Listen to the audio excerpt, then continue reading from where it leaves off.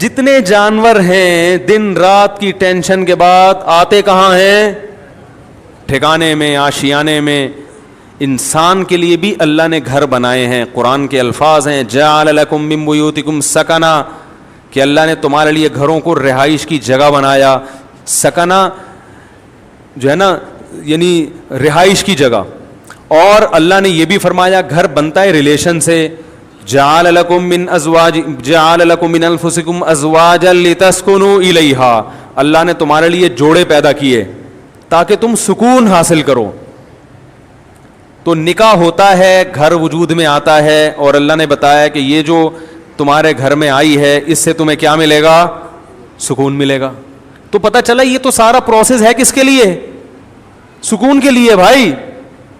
اور ہمارے ہاں زیادہ تر ٹینشنوں کے واقعات گھروں کے ہوتے ہیں. جن کے گھر نہیں ہیں وہ سکون سے ہیں, اور جن کے گھر ہیں وہ ڈپریشن کی گولیاں کھا رہے ہیں. تو اس کا مطلب معاشرے میں کوئی بہت ہی الٹا کام ہو رہا ہے جو بالکل فطرت سے ہٹ کر ہے. کیا ایسے یار کیوں سمجھ میں کیوں نہیں آ رہا؟ دیکھو روٹی پیٹ بھرنے کے لیے ہے نا, روٹی سے پیٹ نہیں بھر رہا, مطلب وہ بہت ہی کچھ ایسا چیز آپ نے کھائی بھی ہے, یہ کچھ ایسا لائف اسٹائل ہے کہ آپ کا تو میدا ہی الٹا کام کر رہا ہے. ارے کسی کمبخت کی پانی سے پیاس نہ بجھے, چلو کولڈ ڈرنک سے نہیں بجھ رہی پیاس, سمجھ میں آتا ہے یار کولڈ ڈرنک نہیں بجھ رہی, تو کولڈ ڈرنک تو اللہ نے پیدا تھوڑی کی ہے پیاس بجھانے کے لیے. کسی کی بجھتی ہے کسی کی نہیں. بعض لوگ کولڈ ڈرنک پیتے ہیں نہیں بجھتی. چائے سے نہیں بجھ رہی سمجھ میں آتا ہے, دودھ سے نہیں بجھ رہی, پانی سے تو بجھنی چاہیے نا. کمبخت کی پانی سے پیاس نہیں بجھ رہی, اس کا مطلب باڈی میں تھوڑا بہت فالٹ نہیں ہے. میرے یہ سمجھانے سے بھی اگر سمجھ میں نہیں آ رہا تو تھوڑا بہت فالٹ نہیں ہے. اتنی اچھی مثال دے کے بھی اگر سمجھ میں نہیں آ رہا تو میرے بھائی جن کی نہیں آ رہا, یہاں تھوڑا سا فالٹ بہت بڑا فالٹ ہے, بہت بڑا فالٹ ہے. میں نے وہ بیان ریکارڈ کروایا تھا نا کہ عورتیں بچے پیدا کرنے سے صحت اچھی ہوتی ہے, خراب نہیں ہوتی. وہ پورا میں نے پورے ڈاکٹروں کی رپورٹیں بھی پیش کر دی جو نوبل پرائز ڈاکٹر ہیں یو کے کہ عورت کا حمل روکنے سے بیڑا غرق ہوتا ہے, موٹاپا آتا ہے. اس میں بھی میں نے یہی دلیل دی کہ جو چیز نیچر ہے وہ صحت کے لیے اچھی ہوتی ہے, خراب تھوڑی ہوتی ہے. وہ میں نے کل اپنا کلپ دیکھا, اس کے نیچے جو لوگوں نے الٹی سیدھی باتیں کی ہیں. ارے تم دلائل کو نہ سمجھنا چاہتے ہو نہ ماننا چاہتے ہو, تم انگریز کے پٹھو ہو, کمبختوں, تم دم ہلاتے رہو ساری زندگی. تمہارے اندر, آپ کو نہیں کہہ رہا جو اس نے کمنٹس کیے تو اس کو کہہ رہا ہوں, تمہارے اندر سوچنے سمجھنے کی صلاحیتیں ختم. تمہیں جو لائن پہ لگا دیا نا 2 بچے تو بس تم اسی پہ لگے رہو, برباد کر دو اپنی بیویوں کی صحت بھی, اپنی صحت بھی, اور اپنا خاندان بھی تباہ کر دو. بچے تو ہوتے ہی 2 کے بعد ہیں, گھر تو بنتا ہی 2 کے بعد, تو بچوں کی شروع ہوتے ہیں کہ جن کا ایک گیدرنگ ہوتی ہے, آپس میں کھیلتے ہیں. تو ایک لائن پہ لگا دیا, بس اسی پہ سب چلتے چلے جا رہے ہیں. تو گھر کس کے لیے بنایا اللہ نے؟ سکون کے لیے. ایک گھر میں سکون نہ ہو تو چلو بات سمجھ میں آتی ہے کہ بھائی کبھی کبھار ہزاروں میں کوئی ایک بیمار بھی پیدا ہو جاتا ہے نا. ہر گھر میں لڑائیاں, ہر گھر میں بے سکونی, لاکھوں میں ایک آدھ گھر ہوگا جس میں سکون ہوگا. بھائی کم بہت بھائی سے بات نہیں کر رہا, بہن بہن سے بات نہیں کر رہی, جٹھانیاں, نندوئی, ساسیں, وہ تو ایک مستقل ٹاپک ہے. باپ اور اولاد میں نہیں بن رہی, ماں بیٹی میں نہیں بن رہی, میاں بیوی میں نہیں بن رہی. تو اس کا مطلب ہے کہ معاشرے میں کوئی چھوٹا موٹا فالٹ نہیں ہے بھائی, یہ تو جانور پھر ہم سے اچھے ہیں. کیا خیال ہے بھائی جان؟ ہم سے اچھے جو پھر کبوتر نکلا, چڑے نکلے ہیں بھائی.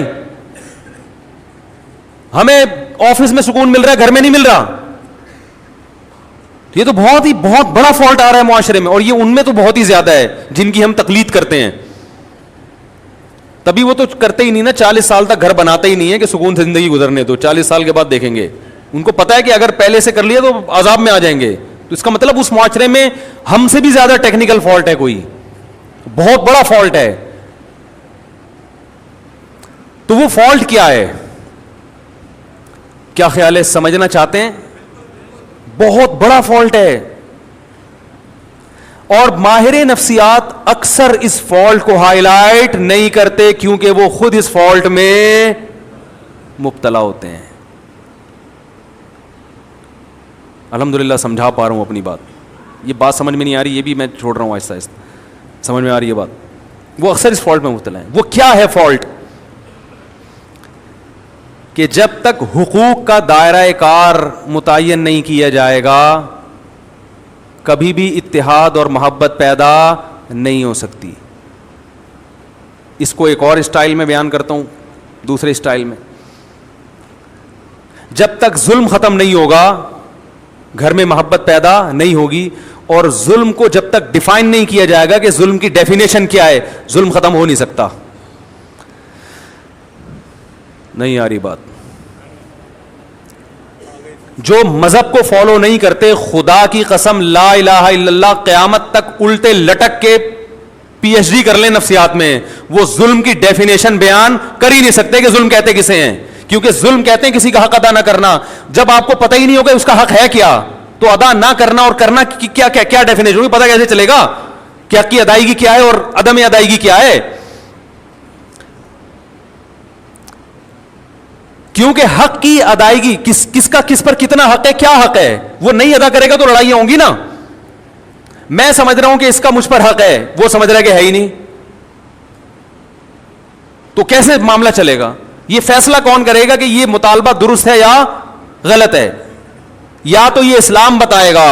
اسلام اگر نہیں بتاتا تو پھر پوری کائنات بیٹھ کے یہ ڈیفائن ہی نہیں کر سکتی کہ کس کے کس پر کیا حقوق ہے, اس میں اختلاف پیدا ہوگا. بعض دفعہ کلچر بتاتا ہے کہ کس کا کس پر کیا حق ہے, وہ کلچر غلط بتا رہا ہوتا ہے, ساری دنیا کہہ رہی ہے کلچر غلط ہے. دیکھو کلچر تو یہ کہتا ہے عورت کو چاہیے کہ جہیز لے کر آئے, کیا خیال ہے, کہتا ہے کہ نہیں کہتا؟ لیکن ساری دنیا کہتی ہے یہ کلچر غلط کہہ رہا ہے. انڈیا میں جہیز نہ لانے پر جلا دیا گیا بہوؤں کو, ایسے واقعات ہوئے, اس لیے کہ وہ کہہ رہے ظلم کیا, ہمارے جہیز کیوں نہیں لے کر آئی. ملکی قوانین بعض دفعہ بتاتے ہیں تو ملکی قوانین عاجز ہیں یہ بتانے سے کہ کس کا کیا حق ہے. آپ پوچھ لو جو لا ہے نا, اس آپ بولو بھائی یہ نہیں چاہیے, یہ نہیں چلے گا گھر میں. اختلاف اور لڑائی کو ختم کرنے کے لیے سب سے پہلا اصول یہ ہے کہ آپ کو یہ پتا ہونا چاہیے, باپ کو یہ پتا ہونا چاہیے کہ بیٹے کے اوپر میرے کتنے حقوق ہیں. میں اس حد تک بیٹے کو اپنا پابند بنا سکتا ہوں, اس سے آگے مجھے اللہ نے حق نہیں دیا, اس سے آگے یہ خدا نے میرے بھی اختیارات سلب کر لیے ہیں. شوہر کو پتا ہونا چاہیے بیوی کو میں اس حد تک اپنا پابند بنا سکتا ہوں, اس سے آگے کام میں اس سے بولو بھائی نہیں لے سکتا, یہ میرا رائٹ ہی نہیں ہے. عورت کو پتا ہونا چاہیے اس حد تک شوہر سے مطالبات منوا سکتی ہوں, اس سے آگے اللہ نے باؤنڈری کھینچی ہوئی ہے, مجھے آگے جانے کی اجازت نہیں ہے. ساس کو پتا ہونا چاہیے اس حد تک بہو میری خدمت کرنا اخلاقی ذمہ داری ہے, وہ بھی یہ پتا ہونا اخلاقی ہے یا قانونی, یہ بھی پتا ہونا چاہیے. کچھ چیزیں اخلاقی ہوتی ہیں, قانونی نہیں ہوتی. اخلاق کا دائرہ کار اخلاق کی حد تک ہی ہوتا ہے. ارے پڑوسیوں کو پوچھنا اخلاقی ذمہ داری ہے نا, آپ نہیں پوچھ رہے تو کیا وہ کیس کر سکتا ہے آپ کے خلاف؟ بھائی حدیث میں آتا ہے کہ وہ شخص مومن نہیں ہے جو خود پیٹ بھر کے کھائے پڑوسی بھوکا سوئے.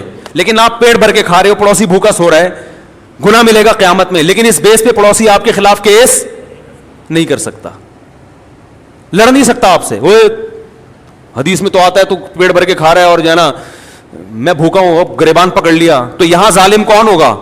وہ پڑوسی ہوگا. بھائی اخلاقی ذمہ داری ہے کہ آپ پیٹ بھر کے کھا رہے ہو, لیکن آپ کی ہے, اس کی نہیں ہے, وہ نہیں مطالبہ کر سکتا. کچھ چیزیں اخلاقی ہیں, لیکن ہمارے ہاں کس کا کیا حق ہے یہ یونیورسٹیوں میں نہیں پڑھایا جاتا. ماہر نفسیات کو پتہ ہی نہیں ہوتا کہ حق کیا ہے, تو بیچارہ گائیڈ کیسے کرے گا؟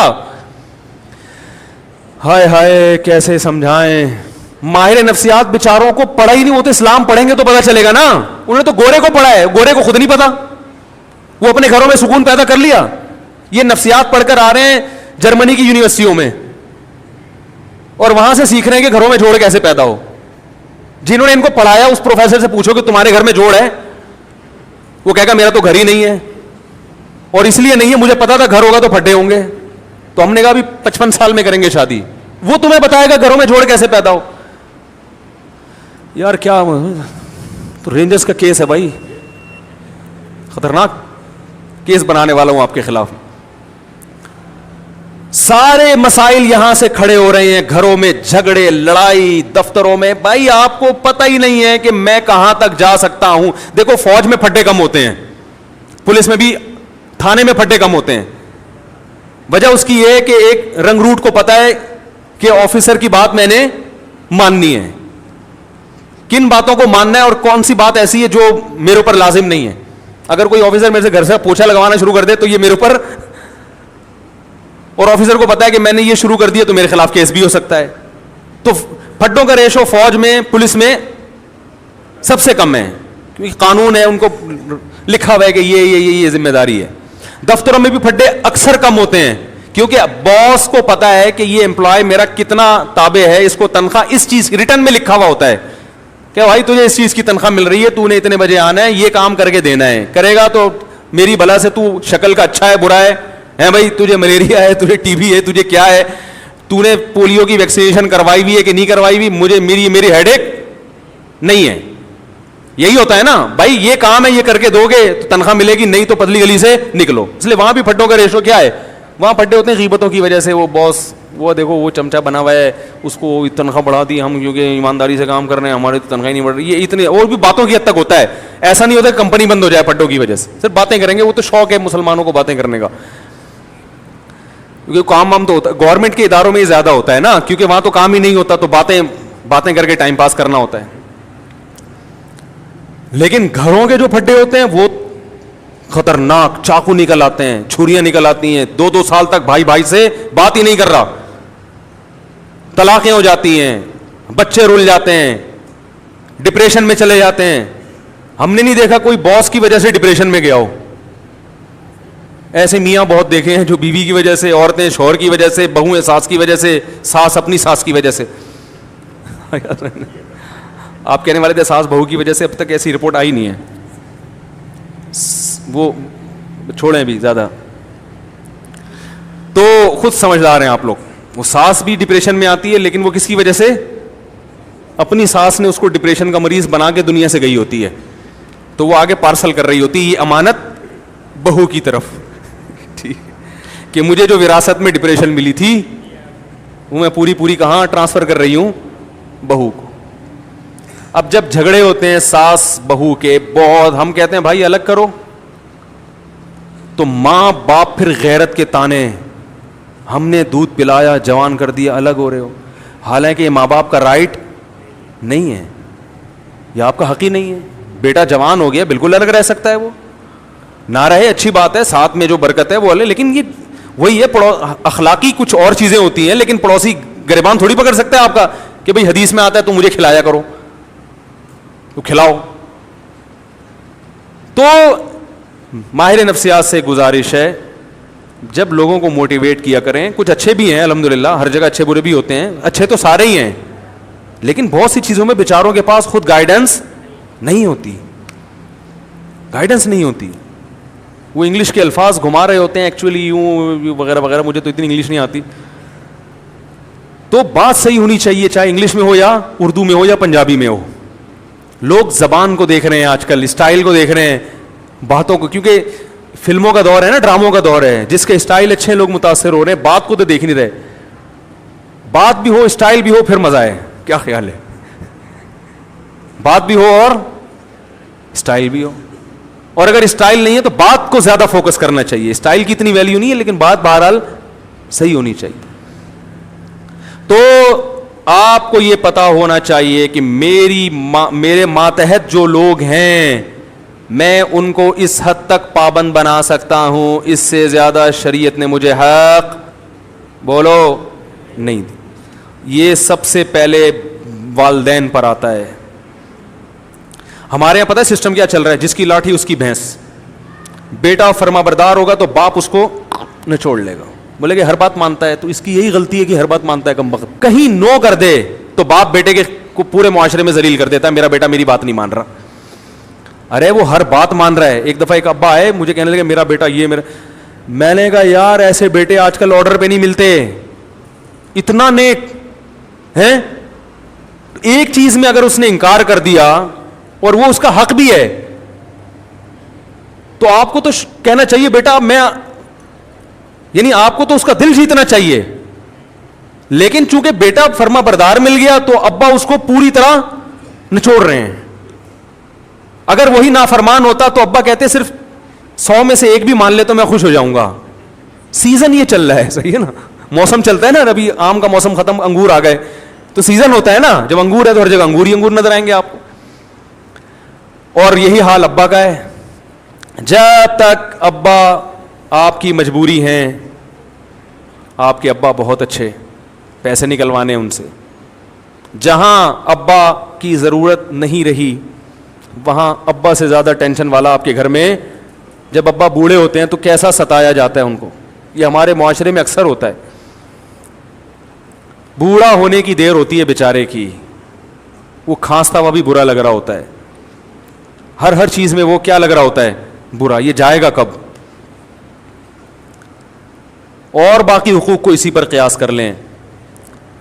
تو یہ جو اللہ نے فرمایا ادخلوا فی السلم کافہ, مکمل اسلام میں داخل ہو جاؤ, اس مکمل میں یہ بھی ہے کہ آپ کو یہ پتا ہونا چاہیے کہ سامنے والے کے مجھ پر کتنے حقوق ہیں. ایک چھوٹا سا واقعہ سنا کے بیان ختم کرتا ہوں. ہمارے شیخ مفتی رشید احمد صاحب بڑے بزرگ تھے, ہم ان کا بہت احترام, ان کے غلاموں کے غلام تھے, غلاموں کے غلام. میں نے حضرت سے کوئی بات عرض کی کہ حضرت کچھ ایسی بات ہے, کچھ گھر سے متعلق. حضرت نے وہ بات مشورے کے لیے کسی سے ذکر کر دی. تو میں نے حضرت سے عرض کیا, حضرت یہ گھر کی بات تھی, یہ باہر نہیں آنی چاہیے تھی. حضرت نے مجھ سے معذرت کرنا شروع کر دی, کئی غلطی ہوئی ہے مجھ سے, حالانکہ وہ بات کوئی ایسی نہیں تھی. اب اگر وہ یہ کہتے کہ میں چونکہ بزرگ ہیں, میں بڑا, میں نے کر دی تو کیا ہو گیا, ہم تو کچھ نہیں کہتے, کیونکہ اخلاقی ذمہ داری ہے کہ بڑوں سے اگر غلطی بھی ہو جائے تو معاف کرو. یہی ہے نا اخلاق تو اخلاقی طور پہ تو شریعت ہم اسی کا پابند کرتی ہے. لیکن یہ ان کا بڑا پن کہ وہ جانتے تھے کہ بھائی یا اس سے آگے, حالانکہ کوئی ایسی بات نہیں تھی, لیکن جس سے کی وہ مجھے پتا تھا کہ میرا دشمن ہے. تو کسی کا راز فاش کرنا یہ باپ کے لیے بھی جائز نہیں ہے کہ اپنے بیٹے کا راز, بولو نا, فاش. باپ کے لیے بھی جائز نہیں ہے کہ اپنے بیٹے کی غیبت کرے. ماں کے لیے جائز نہیں ہے کہ اپنی بیٹی کی غیبت کرے. ہاں بیٹا ظلم کر رہا ہو باپ کے اوپر, واقعی واضح ظلم ہو, پھر اپنا غم ہلکا کرنے کے لیے اپنے کسی بہت ہی کلوز آدمی کو وہ اپنا غم بتا سکتا ہے, یا کسی سے مشورہ لینا ہو کہ بھائی بیٹے میں یہ جرم ہے, تو مشورے کے طور پر کسی ایسے آدمی سے جس کے بارے میں یقین ہو کہ یہ راز فاش نہیں کرے گا. آج دیکھا ہے باپ اپنے بیٹے کی برائیوں کو لوگوں کے سامنے بیان کر رہے ہیں, یہ غیبت ہے بھائی. یہ تو کسی غیر مسلم کی غیبت جائز نہیں ہے, تو بیٹے کی کیسے جائز ہو گئی؟ بہت مشکل ہے. بیٹے کی غیبت بھی جائز نہیں ہے, ماں کے لیے بیٹی کی غیبت بھی جائز, اور بیٹے کے لیے باپ کی تو اور زیادہ گناہ ہے. لیکن یہ گھروں میں ہو رہا ہے. جب بیٹا سنے گا کہ میرا ابا فلاں فلاں کو پکڑ کے میرے بارے میں برائیاں کر رہا ہے, تو اس کا مطلب پھر گھر میں سکون, بولتے کیوں نہیں ہو سکتا, پھر نہیں ہوگا. اس کے دل میں ایک نفرت کے جذبات پیدا ہوں گے. ہم تو یہی کہیں گے بھائی باپ ہے صبر کرو, لیکن بہرحال نفرتیں پیدا ہوں گی اور لڑائیاں ہوں گی. پھر جب باپ کو سمجھایا جائے اور وہ تکبر میں آئے کہ نہیں میں نے کر دی تو کیا ہے, اس کا مطلب فالٹ کہاں ہے, آپ میں ہے. سمجھ رہے ہیں ٹیکنیکل فالٹ کس میں ہے؟ اس لیے اسکرو پانے لے کے بیٹھا کریں, جہاں کہیں فالٹ نظر آ رہا ہے اس کو فوراً ٹائٹ کروا لیں. اور یہ علماء سے ٹائٹ ہوتے ہیں, فوراً پوچھیں حضرت اس میں بتائیں غلطی پر کون ہے. تو یہ بڑا لمبا موضوع ہے کہ کس کے کس پر کیا حق ہیں, وہ بیان ہوتے رہنے چاہیے تاکہ ہمیں پتہ چلے کہ ہمیں یہ تو ہر آدمی اس چکر میں ہے کہ فلاں کے مجھ پر فلاں پر میرے کیا حقوق ہیں, اس میں تو پتہ ہے سب, ہر آدمی اس کو نچوڑنے میں لگا رہتا ہے. لیکن میری باؤنڈری کہاں تک ہے؟ ماں باپ کہتے ہیں, مجھ سے اکثر فون آتے ہیں کہ والدین کے حقوق پر پلیز بیان کریں, آپ والدین کے حقوق پر بیان کریں. اور اتفاق سے میں کر دیتا ہوں اولاد کے حقوق پر. بعض دفعہ ایسا بھی ہوتا ہے, وہ کہتے ہیں یہ کیا بات ہوئی, میں کہتا ہوں بھائی اس پر بھی کریں گے لیکن ساتھ ساتھ اس پہ بھی تو ہونا چاہیے نا, اس پہ بھی تو ہونا چاہیے, دونوں چیزیں ضروری ہیں. تو اللہ تعالیٰ سے دعا ہے کہ اللہ ہمیں مکمل اسلام میں داخل ہونے کی توفیق عطا فرمائے. علماء نے لکھا ہے کہ استاذ مدارس میں نا شاگرد استاذوں کا بہت احترام کرتے ہیں, لیکن استاذ کے لیے کسی شاگرد کو فاسق و فاجر کہنا جائز نہیں ہے. سمجھ رہے ہیں؟ فاسق و فاجر کہنا جائز, زانی کہنا جائز نہیں ہے کہ یہ الزام ہے. تو اللہ نے ایک باؤنڈری رکھی ہوئی ہے, اس سے آگے آپ کو نکلنے کی اجازت نہیں ہے. کمیٹی ہے مسجد میں تو امام کو کمیٹی سے آگے نکلنے کی اجازت, بولو نا بھائی, نہیں ہے. وہ کمیٹی کا پابند ہے. بعض جگہوں پر ایسے ہوتا ہے امام کمیٹی کو لفٹ ہی نہیں کرا رہا ہوتا, کہتا ہے میں چونکہ امام ہوں, میں چونکہ, وہ چندے کے حساب دینے کے لیے تیار نہیں ہے کمیٹی کو. بھائی جب آپ کسی کمیٹی کے تابع ہیں تو جتنا چندہ آ رہا ہے آپ کے باپ کو بھی حساب دینا پڑے گا. بعض ائمہ, سب نہیں, اکثر تو الحمدللہ صحیح ہوتے ہیں, لیکن بعض جگہوں مسجد پہ کیس آتے ہیں امام حساب نہیں دے رہے, کہہ رہے کون مجھ سے کون ہوتا ہے حساب لینے والا, میں تو مفتی ہوں, میں تو بزرگ ہوں, میں تو فلانا ہوں, میں کیا کرپٹ ہوں. بھائی آپ چور ہوں, کرپٹ ہوں, آپ نیک ہوں. جب مسجد کا ایک رسید ہے, کوئی چندے کا سسٹم ہے, تو آپ کو اخپل طریقے سے چندہ کرنے کی اجازت, بولو بھائی, نہیں. اخپل لفظ یاد رکھ لیں, بہت سارے کام اخپل طریقے سے کرنے کی وجہ سے غلط ہو رہے ہیں. وہ مجھ سے اب لوگ آ کے پوچھنے حضرت یہ اخپل کا مطلب کیا ہے, پرسوں ایک صاحب اخپل کا مطلب پوچھنے کے لیے آیا تھا. تو وہ پابند ہے. اسی طرح کمیٹی پابند ہے کہ وہ امام کا احترام کرے, اس کے ساتھ ایسے پیش نہ جیسے ملازمی, ہوئے ادھر ہوئے ٹائم دیکھ رہا ہے کیا ہو رہا ہے, تم نے بولا تھا 40 پہ نماز 45 پہ کھڑی کر رہے ہو تم, تمیز سے, ٹھیک ہے نا, ریکویسٹ کے ساتھ. تو مسجدوں میں بھی لڑائیاں, گھروں میں بھی. اللہ تعالیٰ ہماری حفاظت فرمائے اور ہمیں یہ جاننے کی توفیق عطا فرمائے کہ ہمارا کس پر کتنا